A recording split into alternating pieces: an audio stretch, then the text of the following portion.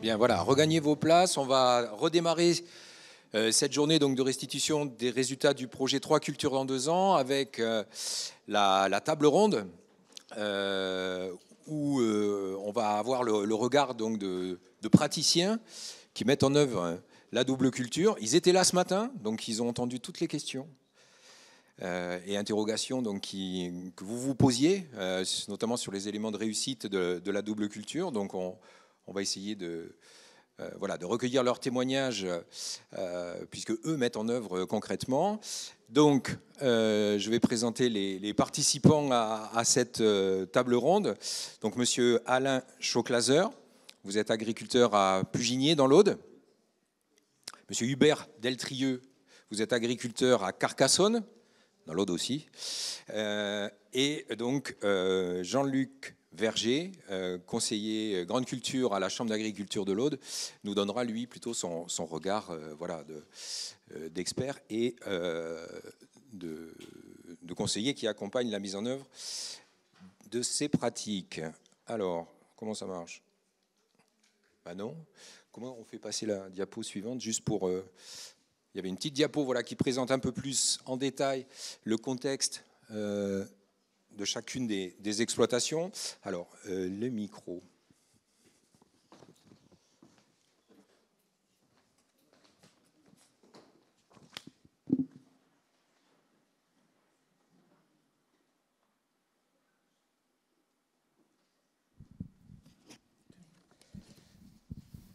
Voilà, donc on va commencer par demander à chacun d'entre vous de présenter un petit peu le contexte de son exploitation, la localisation, surface d'exploitation, le type de culture, le type de sol, en n'oubliant pas la RU, ça c'est important,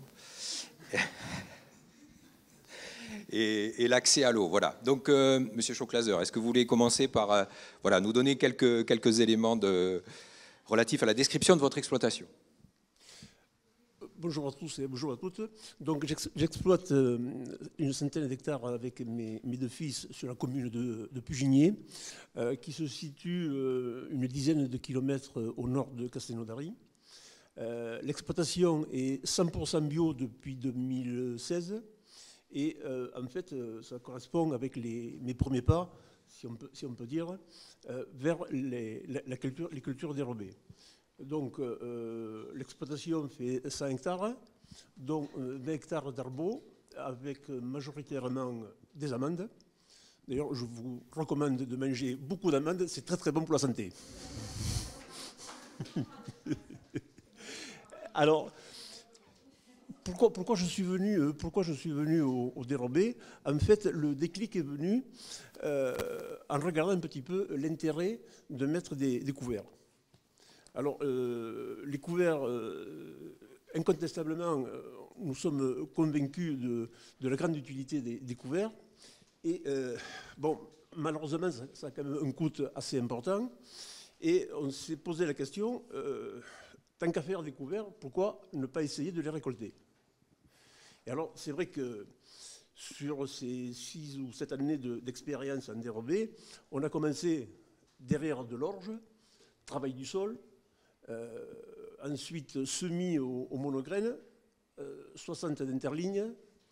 Bon, problématique de l'enherbement quand même, pas mal de passages, au minimum 3 passages, un coup d'herse-trille, un coup de houe et obligatoirement au moins 1 ou 2 binages. Ensuite, j'ai essayé de densifier, toujours le travail du sol, densifier avec un semis au semoir en ligne, avec un espacement de 17 cm. Ça allait un peu mieux.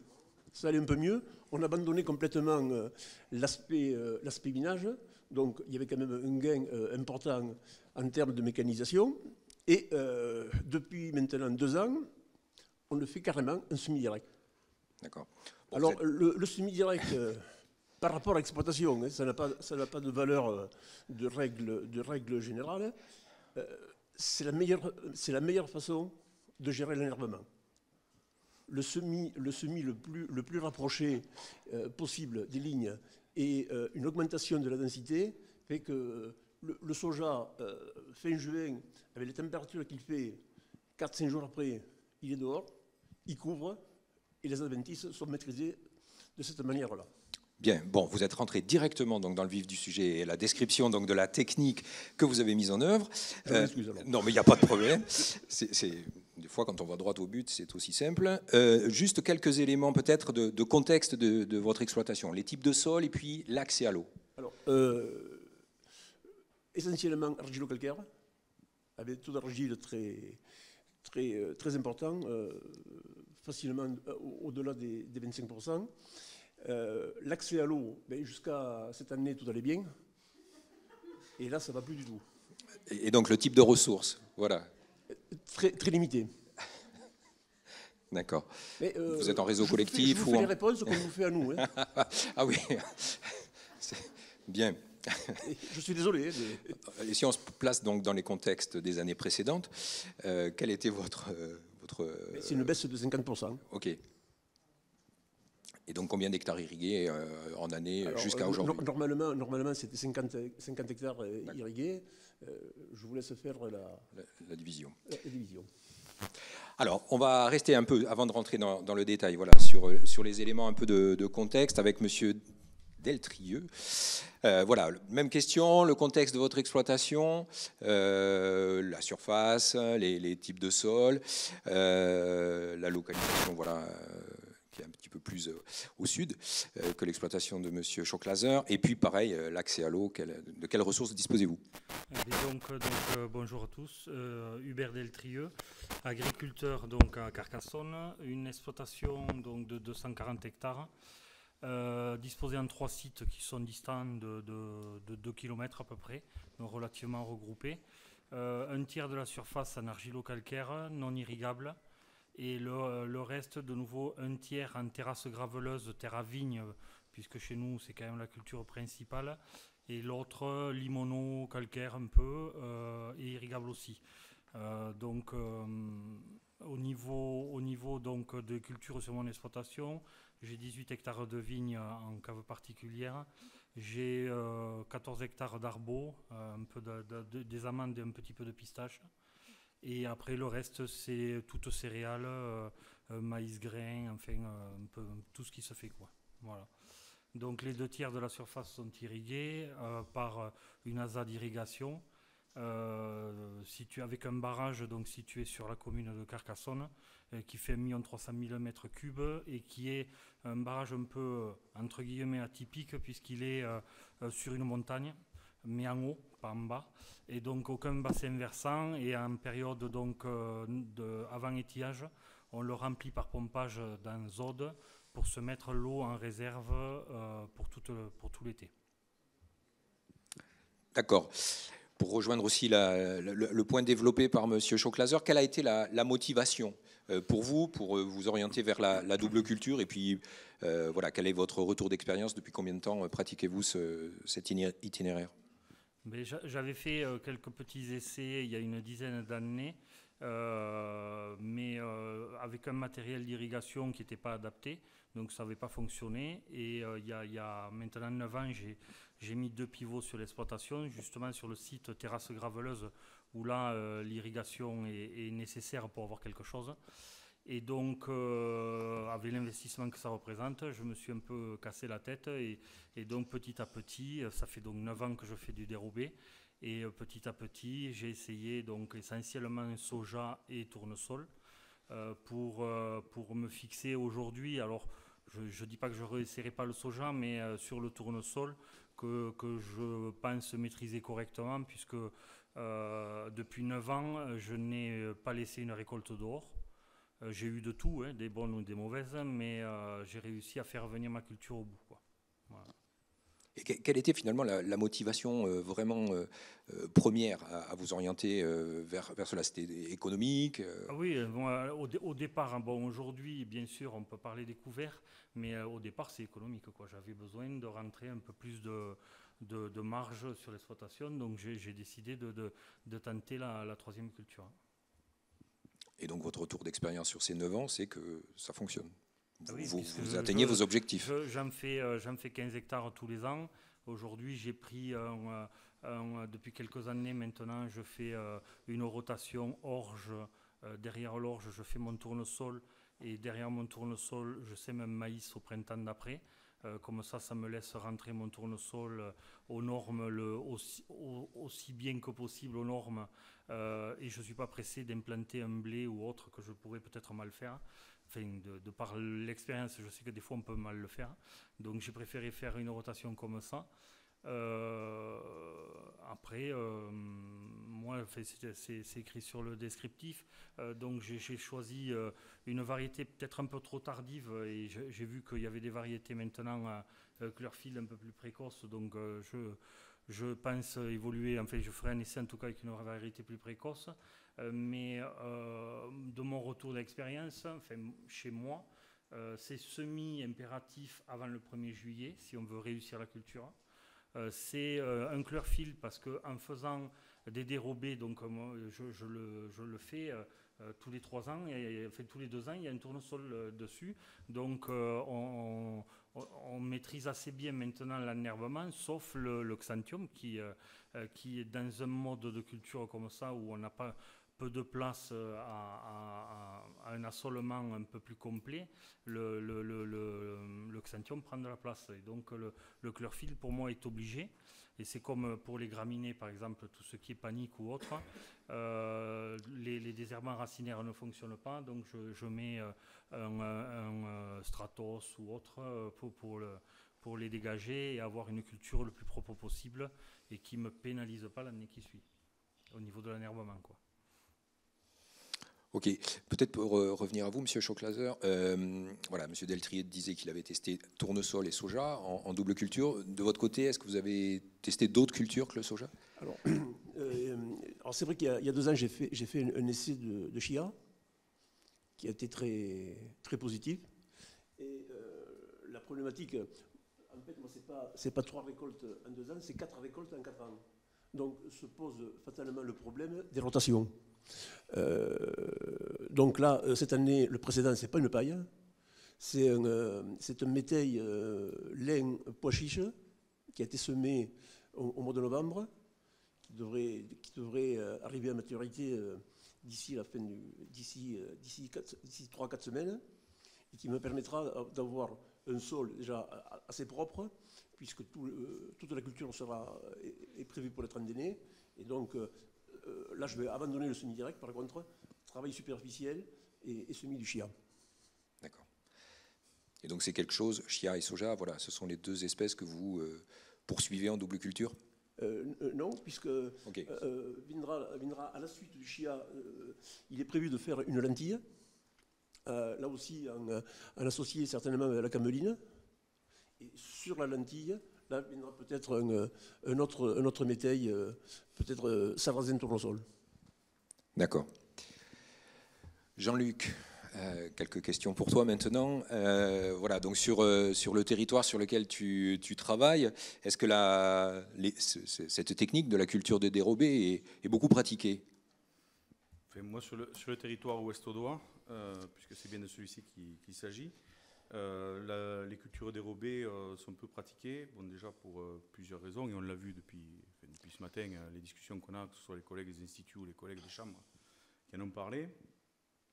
L'accès à l'eau, déjà, c'est un premier souci, parce qu'on a bien vu que sans eau, compliqué de faire des dérobés, si ce n'est peut-être de l'opportunisme en fonction de la météo à court terme, pour essayer parce que les objectifs, ils sont simples, hein, c'est d'avoir une levée rapide, un semis qui se fait rapidement après la culture récoltée, une levée rapide de manière à avoir une récolte qui soit dans les meilleures conditions possibles, tant sur l'humidité de la récolte levée que sur la culture qui suit, l'implantation de la culture qui suit.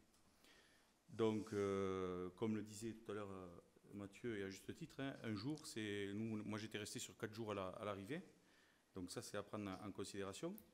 Après, derrière, il y a aussi une remise en question aussi de l'outil de l'assolement, qui doit être repensé, parce que faire ceux qui font blé dur tournesol, c'est pas blé dur tournesol enérobé et reblé dur, parce que sinon on va arriver vite sur des impasses, notamment de régras qu'on connaît fort bien. Voilà. Donc il faut repenser l'assolement, tant en espèces qu'en succession, notamment la rotation. Choix de la culture qui vient ensuite. Et ce qui est important aussi par rapport au dérobé, et ça a été abordé encore ce matin, je vais enfoncer encore des portes ouvertes puisque les collègues en ont bien parlé, c'est un semis dans les meilleures conditions possibles. Alors, quid de la discussion entre je fais une préparation de sol ou pas? Donc là, la question peut se poser par rapport à l'espèce que je mets en place. C'est vrai que le tournesol, comme vous l'avez si bien dit, c'est une plante qui a un système racinaire pivotant et qui devrait s'implanter sur des sols plutôt meubles et plutôt de la terre fine. Donc tout ça fait que en fait, tout doit être bien pensé, anticipé, tu l'as dit tout à l'heure, anticipé et surtout une levée la plus rapide possible. Plus on travaille, plus on assèche. Plus on assèche, plus on retarde la date de levée. Donc l'accès à l'eau, important. J'appuie bien dessus parce que c'est quand même un thème d'actualité avec l'adaptation au changement climatique, l'accès à l'eau derrière, les réussites. Et c'est souvent des équations qui sont compliquées à résoudre. Et c'est celle qu'on s'emploie à essayer de réfléchir chaque jour que nous travaillons dessus. Il y a aussi un autre paramètre, c'est la partie réglementaire. Et ça a été très bien abordé parce que Hubert et M. Choclaser l'a dit aussi tout à l'heure, actuellement, en zone vulnérable, on est obligé de gérer l'interculture. Une gestion d'interculture, et ça fait longtemps qu'on en parle avec les différentes discussions, et je pense que Pierre, tu dois t'en rappeler aussi, des échanges zones vulnérables. Oui, on est en plein dedans. La mise dedans. en place des couverts l'été, la multitude d'essais qu'on a pu réaliser à droite à gauche et se rendre compte en fait que le couvert végétal l'été, il ne levait pas bien parce que, ben voilà, on connaît pour les raisons.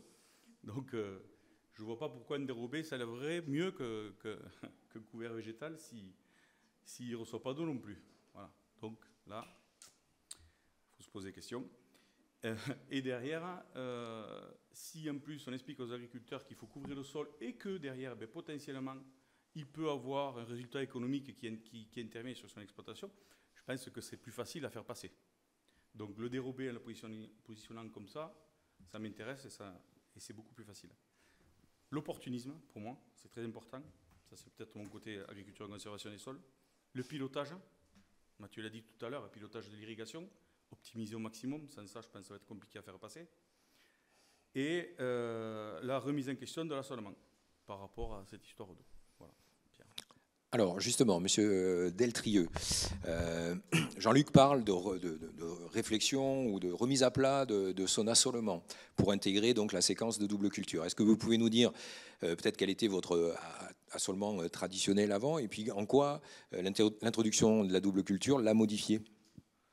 Alors, l'assolement, je fais un peu de tout. J'ai du colza, du blé tendre, blé dur, tournesol, sorgho, enfin, maïs grain.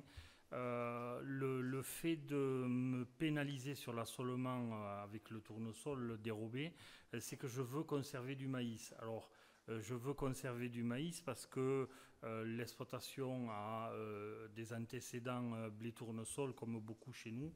Et donc, il y a une problématique régra qui est assez importante. Et c'est vrai que le maïs, de ce côté-là, on maîtrise quand même pas mal. Et donc, on nettoie bien les terres. Donc, pour l'instant, je veux garder ça, mais ce n'est pas dit que dans l'avenir, il continue à rester sur l'exploitation et qu'il ne soit pas remplacé peut-être par un soja plutôt pour avoir de l'azote, pour pouvoir faire autre chose. Donc, voilà. Ok, donc, et si vous nous détaillez un petit peu la séquence de la double culture, donc je crois que c'était une orge, c'est ça? La double culture, c'est orge, donc tournesol dérobé, Oui. Et le maïs le printemps qui suit. D'accord. Ok. Toujours sur cette séquence de double culture, est-ce que vous pouvez nous donner quelques éléments sur la conduite de l'irrigation, voilà, du tournesol? La conduite de l'irrigation, enfin, donc l'implantation, c'est deux passages de vibroflex pour travailler donc un peu le sol et créer un mulch. Et après, donc un semis avec un semoir équipé de roues étoiles pour dégager les pailles. Donc derrière, une irrigation de 15 mm pour faire lever le tournesol et suivi de à peu près 15 mm de pluie, ça dépend du temps, mais on va dire 4-5 jours après, pour qu'ils puissent pas rester bloqués sous la croûte, puisque là, en l'occurrence, les pivots sont sur des terrasses graveleuses et c'est des terres qui se compactent énormément et s'il n'y avait pas cette deuxième irrigation, je perdrais énormément de pieds à la levée, quoi. D'accord. Sur la diapo, on n'a pas mis d'éléments relatifs à la fertilisation. Est-ce que vous en apportez? Je mets 40 unités d'azote. D'accord. Ok. Est-ce que vous avez d'autres éléments clés pour vous est-ce que vous identifiez des éléments clés de la réussite de la double culture là, que vous, après ces 9 ans d'expérience, vous souhaitez mettre? Donc là, j'ai détaillé la mise en place.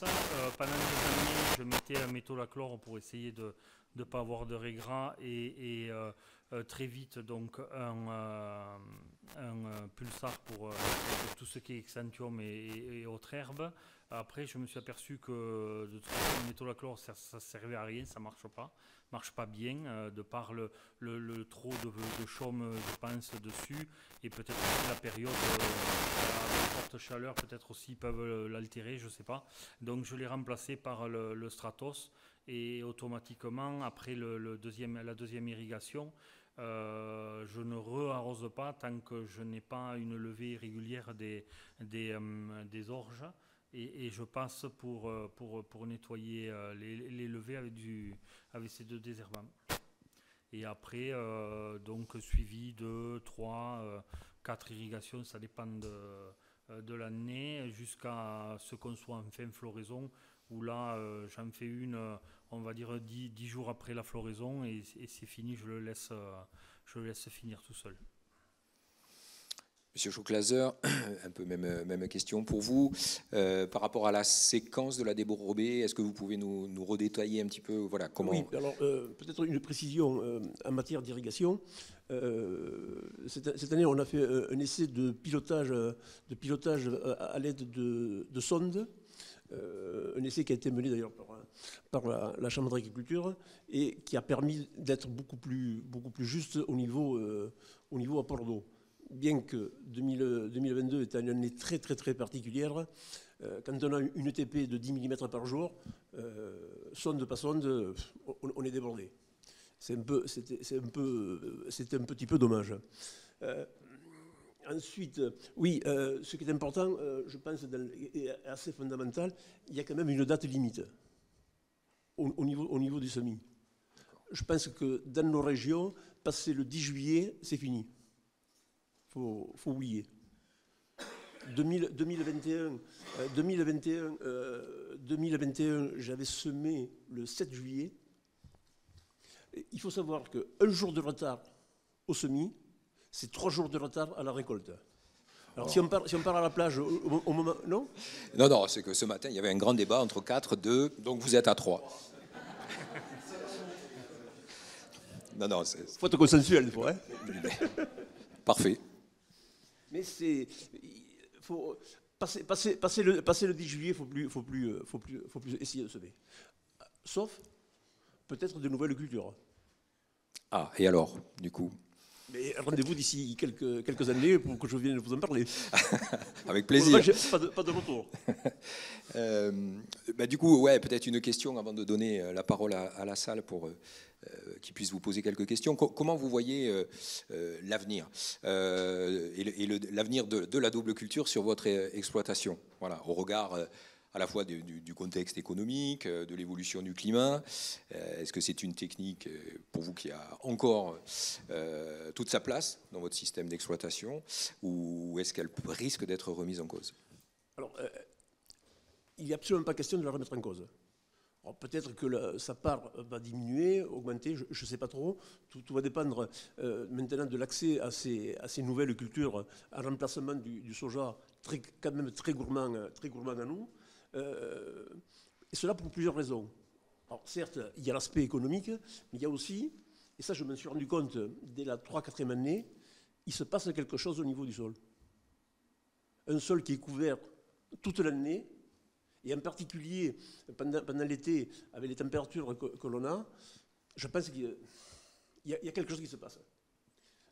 Sur les parcelles où je suis en double culture, je ne décompacte plus. Et bien sûr, je suis un non-labour. Hein. Oui, vous l'avez dit.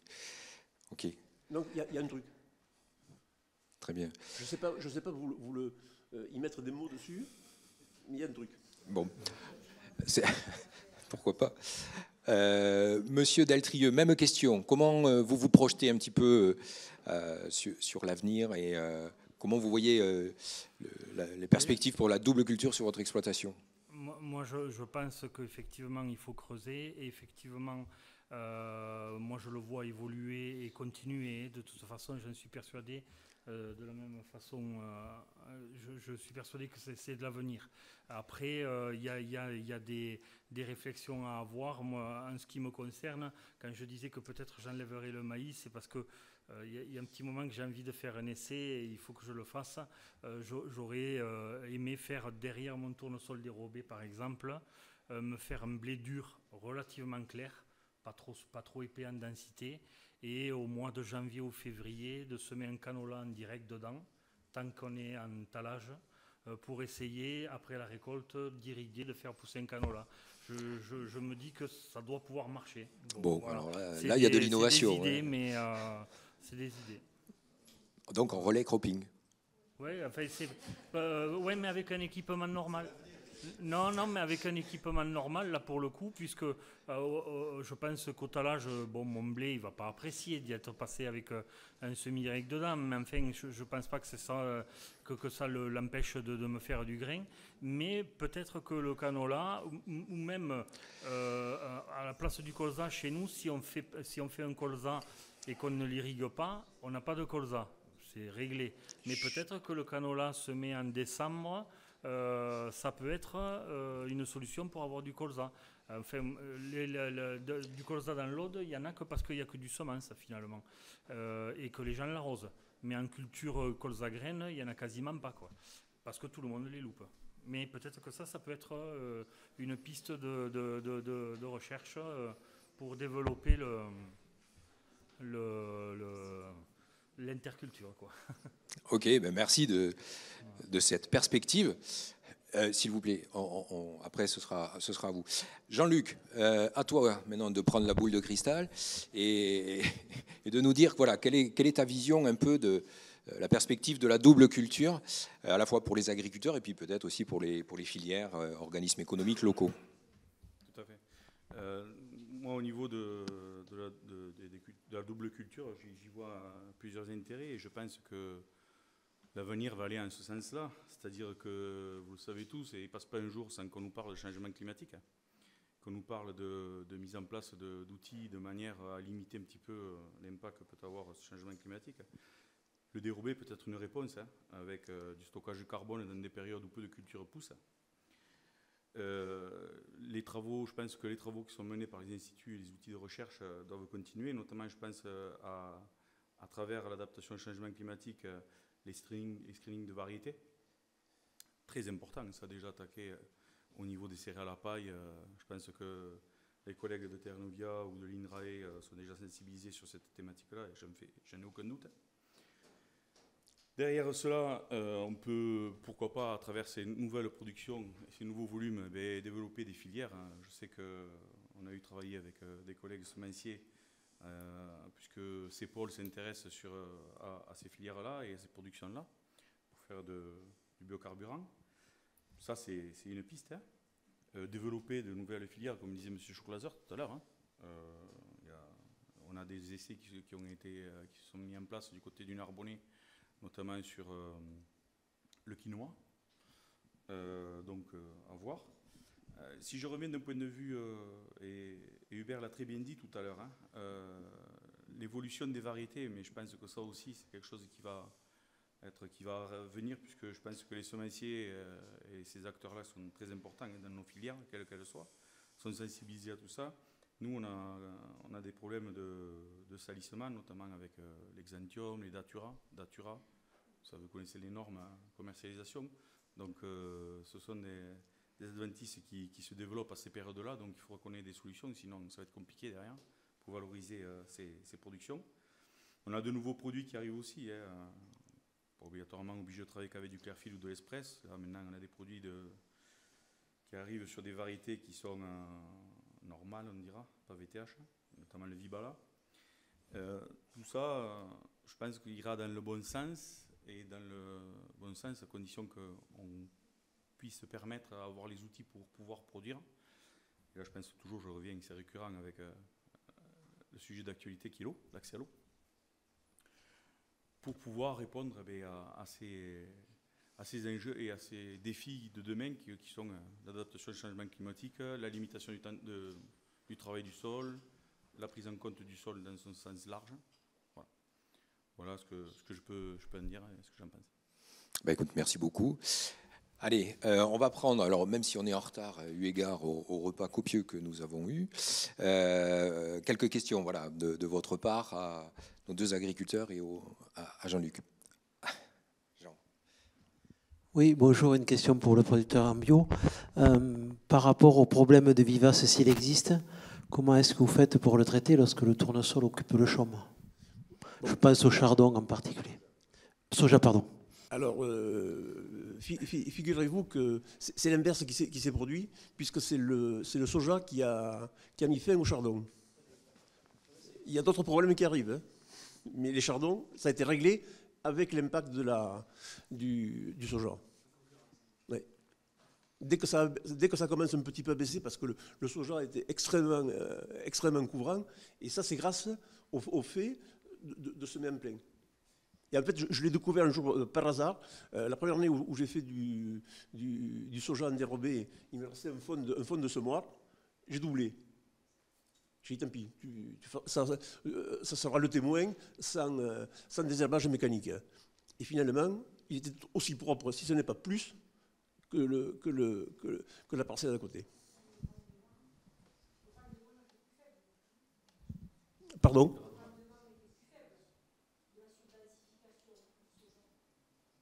Pas du tout.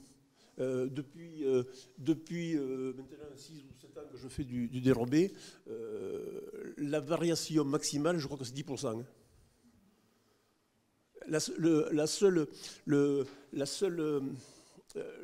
Le seul facteur d'ajustement, c'est l'eau, malheureusement. Oui, une question pour Jean-Luc, pour faire suite à ce que tu disais, Pierre. C'est, en gros, la succession blé dur tournesol, en moyenne, qu'est-ce qu'elle devient quand on fait blé dur dérobé tournesol? Après, qu'est-ce qui généralement se met en place ou quel type de rotation se met en place?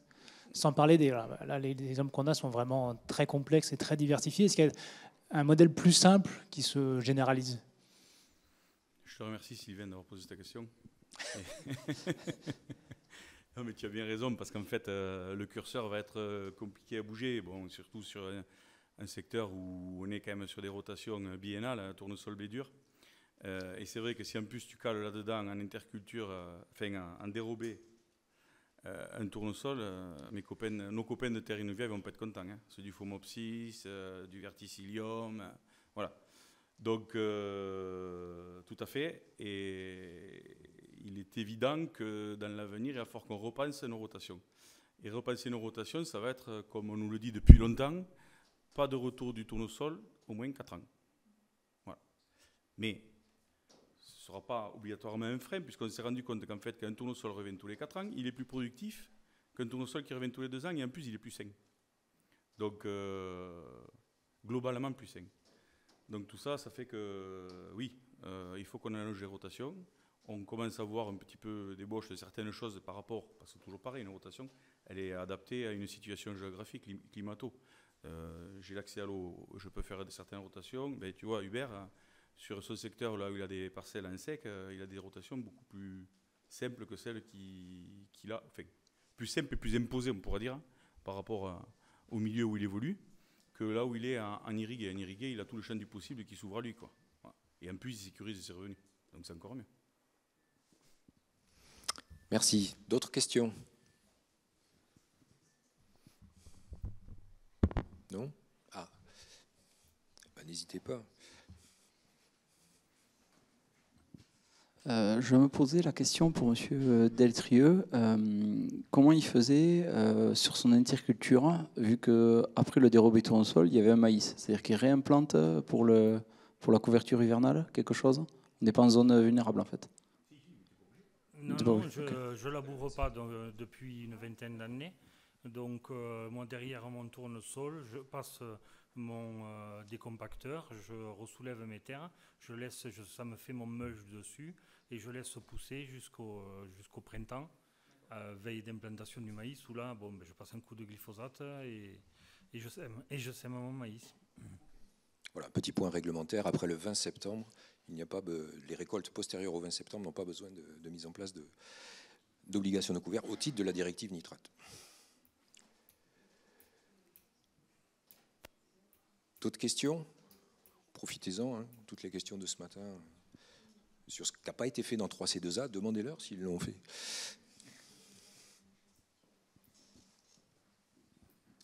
On a beaucoup parlé de dérobé du coup en pur. Est-ce que, il me semble que Alain, vous avez parlé d'essais en dérobé associé, soja, tournesol. Est-ce qu'on a un peu des retours là-dessus sur des enfin non, c'était pas soja tournesol, c'était tournesol sarrasin.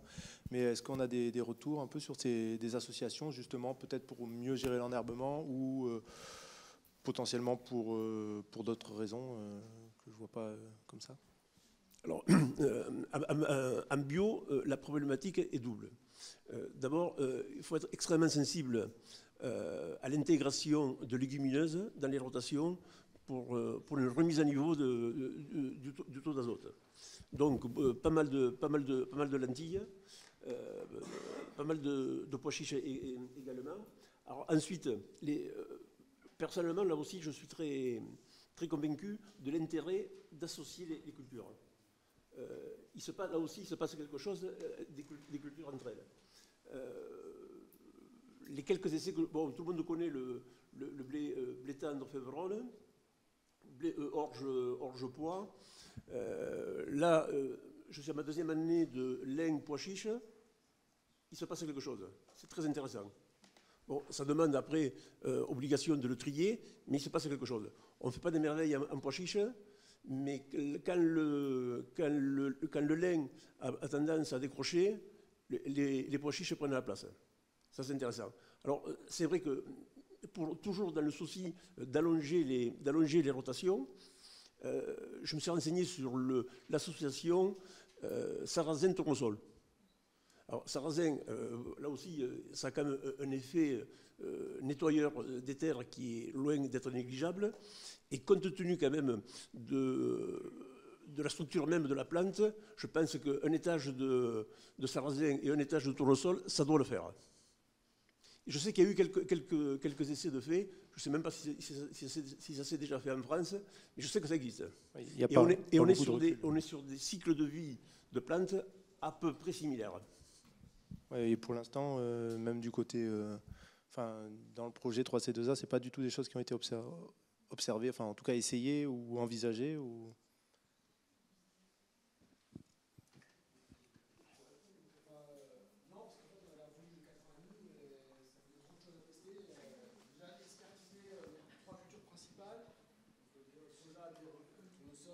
Et on n'oublie pas le sarrasin pour la partie un peu plus nordique des deux régions.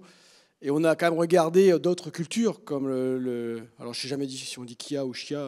Moi, j'ai jamais su le faire pousser à l'usignan, mais on a eu des essais chez des agriculteurs. De la cameline, on a regardé le millet, le moa, donc un tas d'autres cultures. Et c'est vrai qu'on n'a pas testé, parce qu'on n'a peut-être pas pensé, hein, là j'avoue, des cultures associées. Mais pourquoi pas, hein. À la limite, s'il y en a une qui ne pousse pas, l'autre pousse, et ça peut être un gage, ça peut encore être un gage de sécurité en plus de la RU, en plus de l'irrigation, etc., quoi.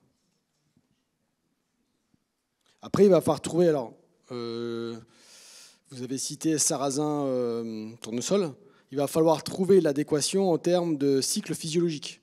Parce qu'il faut quand même que les cycles physiologiques soient à peu près cohérents. Parce que si on met du blé févrole, comme vous dites, c'est parce que les dates de récolte sont à peu près communes, quoi. Alors, en bio, on y est habitué. La solution, c'est l'endénage. Ah oui, d'accord. Oui, la solution, c'est l'endénage, c'est la préfauche et la récolte, voilà.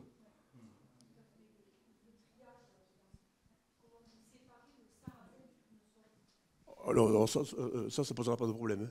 Compte tenu de la différence de taille des graines, en 2022, on a séparé du blé dur et des lentilles. Et c'est assez compliqué. Allez, une dernière question ici, après on passe à la suite. Donc question pour Jean-Luc. J'ai pas très bien compris pourquoi vous ne faites pas de soja. Vous êtes en agriculture de conservation, c'est ça, si j'ai bien suivi? Non, moi personnellement, je suis pas en agriculture. Enfin, si, mais bon, c'est pas le sujet. C'est pas le sujet. Oui, donc Si, c'est vrai que je suis un conseiller qui est impliqué dans l'agriculture de conservation depuis très très longtemps. Mais l'aspect soja en agriculture de conservation ne pose pas de problème. Du moment que tu peux irriguer, tu cales ton assolement, c'est pas du tout un problème. Au contraire, ça te donne une corde de plus sur des cultures d'été. Donc en termes de gestion d'adventice et tout, c'est que du bonus. Voilà. Mais c'est vrai que sur mon secteur, le soja, si tu veux, n'est pas tellement mis en place pour des raisons d'accès et de volume d'eau, certes, encore plus cette année, puisqu'un soja, c'est quasiment autant qu'un maïs. Tu tournes entre 7 et 10 tours d'eau, voire plus, les années comme l'année dernière. Et comme tu as beaucoup d'agriculteurs qui font des productions de semences, notamment maïs-semences, ils préfèrent plutôt dédier l'eau au maïs-semences qui rapporte plus que du soja. Voilà. C'est essentiellement économique. Après, c'est différent d'Alain, puisqu'Alain, il est sur un système bio, donc c'est quand même fort différent. Hein, voilà. D'accord, merci. C'est l'eau le frein. D'accord. Ok, bah, écoutez, je vous propose qu'on passe à la suite, donc on peut applaudir nos intervenants.